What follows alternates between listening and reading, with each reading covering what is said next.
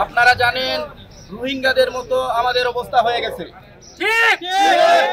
রোহিঙ্গারা যারা ঘুম থেকে উঠে দেখে মায়ানমারে তাদের জাতীয় নাগরিকত্ব বাতিল করা হয়েছিল, ঘুমিয়েছিল জাতীয় নাগরিক হয়ে, ঘুম থেকে উঠে দেখে তারা রোহিঙ্গারা তারা মায়ানমারের নাগরিক নাই। আমরাও ঠিক এভাবে খুচরা সার ডিলার হিসেবে ঘুমিয়েছিলাম, ঘুম থেকে উঠে দেখি আমাদের খুচরা সারের লাইসেন্স বাতিল করা হয়েছে। আমরা কি রোহিঙ্গার চাইতেও খারাপ? এই দেশে রোহিঙ্গার চাইতেও খারাপ। আজ মানবাধিকার কোথায়? যারা নন অফিসিয়ালি ভাবে এই দেশের মানুষের সেবা করে যাচ্ছে, আমাদের তো অফিসিয়াল কোনো ট্যাগ দেওয়া হয় না। আমরাও তো সরকারের সাথে জড়িত। এই দেশের প্রত্যেকটা কৃষকের সাথে ফজর থেকে এশা পর্যন্ত প্রত্যেকটা সাব ডিলাররা জড়িত। আমরা নোবেল জয়ী ডক্টর মোহাম্মদ ইউনূসকে বলতে চাই, এই বাংলাদেশ অনেক আশা করে আপনাকে এই চেয়ারে বসিয়েছে। আপনি মানবতায়, আপনি শান্তিতে নোবেল পেয়েছেন। আপনি মানবতা লঙ্ঘন করার জন্য যে সচিবালয়, যে মন্ত্রণালয়, যে বা যাদের প্রজ্ঞাপনটায় এই ধরনের প্রজ্ঞাপন জারি করা হয়েছে তা অবিলম্বে বিলুপ্ত করার জন্য আমি আপনাকে উদাত্ত আহ্বান জানাচ্ছি। 25 সালে যে নীতিমালা করেছে, এই নীতিমালায় দেখা যাচ্ছে আমাদেরকে বাদ দিয়ে বিসিআইসি ডিলার রেখে এবং বিএডিসি ডিলার রেখে আমাদেরকে বাদ দিয়েছে। আমরা যারা বিসিআইসি ডিলাররা, বর্তমানে বাংলাদেশে বিসিআইসি ডিলাররা দুর্নীতি করে, তারা সার মজুত করে, তারা ধরে বিক্রি করে, যারা দুর্নীতির সাথে জড়িত সরকার তাদেরকে রাখছে।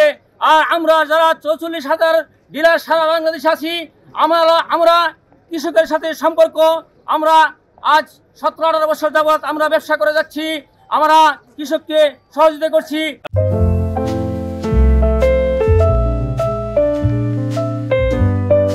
রাতের অন্ধকারে বিএডিসির ডিলার যারা, তারা বরাদ্দ বিক্রি করে, আর বিসিআইসি ডিলার এরা বলে আমাদের বরাদ্দকৃত সার প্রথমেই শেষ। বাকি মাস আমরা দেখা যায় যে ফকিরের নে তাদের দুয়ারে দুয়ারে ঘুরেও আমরা বিএডিসি এবং বিসিআইসি ডিলার থেকে সার পাই না।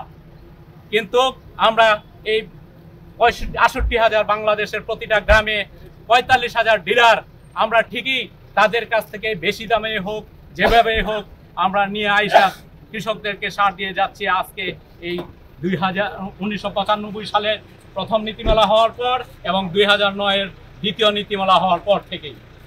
কিন্তু হঠাৎ করে 2025 সালে এসে আবার পুনরায় নীতিমালা করা হলো যে 2009 সালের নীতিমালা অনুযায়ী 45,000 ডিলার সবাই বাতিল। এখন থেকে সার বিক্রি করবে শুধু বিএডিসি ডিলার এবং বিসিআইসি ডিলার।